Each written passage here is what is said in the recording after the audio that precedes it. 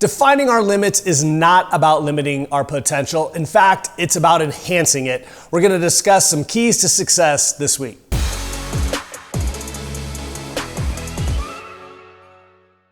So this week's commentary is entitled, What's Your Budget? But it could have easily just as been entitled, What Budget? There's really three different types of budgets we're going to walk through, interrelated certainly, that play or impact a person's ability to reach their financial goals and dreams. We want to help define those, talk about some hard truths, and then also give you some good news with respect to each of them.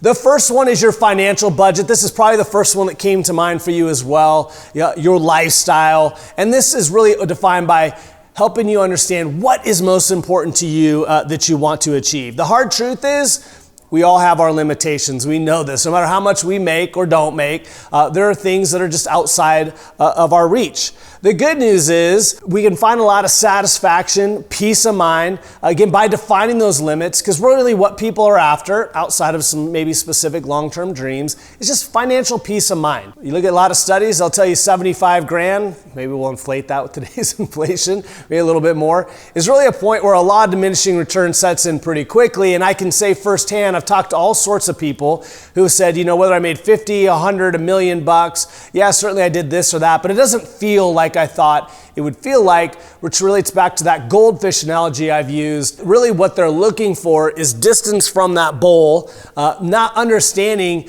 that we're just prone to kind of grow to our capacity with a lot of intention, without a specific plan that we're going to stick to. But when we do make that plan, get that distance from the bowl, a lot of those feelings that we hope to have of knowing that whatever we're doing today is not robbing us of the tomorrow that we want come to be a reality.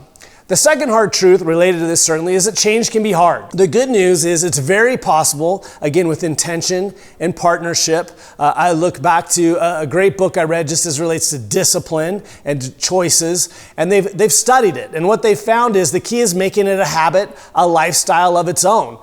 Specifically in this book, they had gone and talked to the tennis legend Ivan Lendl and said, man, your work ethic is legendary. How do you do it? And he said, it was hard for me too at first, but eventually it just became what I did. And when I did that, it didn't play on me. And that's what the studies have shown, is if you can make that lifestyle a habit, it doesn't have the same drain on your discipline budget, your emotional budget, that it does when you first begin. Kobe Bryant put it in a similar way where he said, hey, I just made a contract with myself about what we were going to do, and I don't negotiate with myself. I love that mindset as well. The second budget is your risk budget. And this has two pieces. Part of it's emotional, the whole triggering by markets. Part of it's financial. This is all about what can you afford to withstand. Here again, the hard truth emotionally is that we all have our limitations. We used to do a talk with some SEER instructors, hope to do it again, where they would talk about, and this is true even for the biggest, bravest troop that might be going into battle, that there's a point in which you can break. And what are those limits? So too with investors, it's been shown that if you're up to your risk budget or pushing past it, you can only withstand that for about 6 months till you're going to snap and do something that you're going to regret. The good news here is you can define it. You can define it for yourself. You can define your risk budget for your portfolio.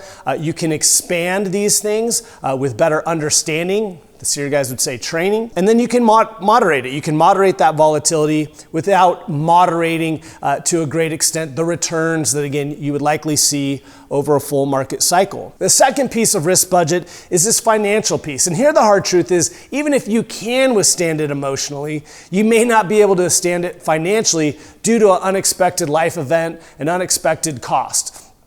And so the good news is, again, with the right plan, with some diversification, properly sized slush fund, income, whether that's off the portfolio or from some other source, all are means to help you get through that financial potential risk to your portfolio, and again, having to be a forced seller.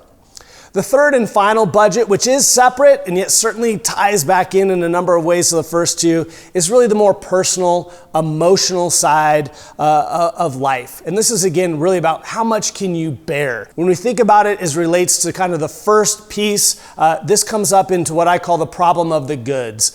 When you're trying to stick to that budget, to that plan, and yet that sense of immediacy, man, it'd be fun to take that trip. or I'd love to step in to help this family member or friend or cause, can be a lot for people to bear, particularly if they don't understand how they relate to money. If it's triggering, whether that's safety, the fun things out of life, supporting the people we care about, really make that all the much harder without a plan defining one's limits. The second piece, though, that relates in part to risk, but from a little bit different perspective, again, the risk of life, is just, again, the things that life can press upon us. We've seen firsthand, and are always honored to walk through with our clients, when they're going through things outside of their portfolio, health issues, relationship issues, all sorts of different things that are going to be part of any of our journeys. And when they coincide with maybe a tough market, and we're going through this with some clients right now, the tough market alone isn't the thing that's triggering them. It's just the totality of all of it is just too much to think about. It's too much to worry about.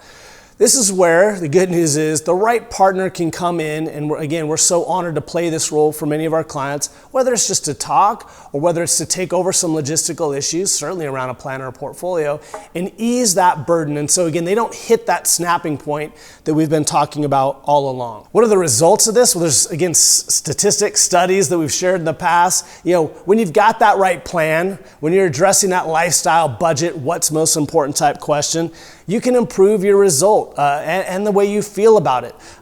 Schwab did a study, 54% of the people with a plan felt like, hey, I'm on track, I'm gonna achieve my goals, versus only 18% when they didn't have a plan.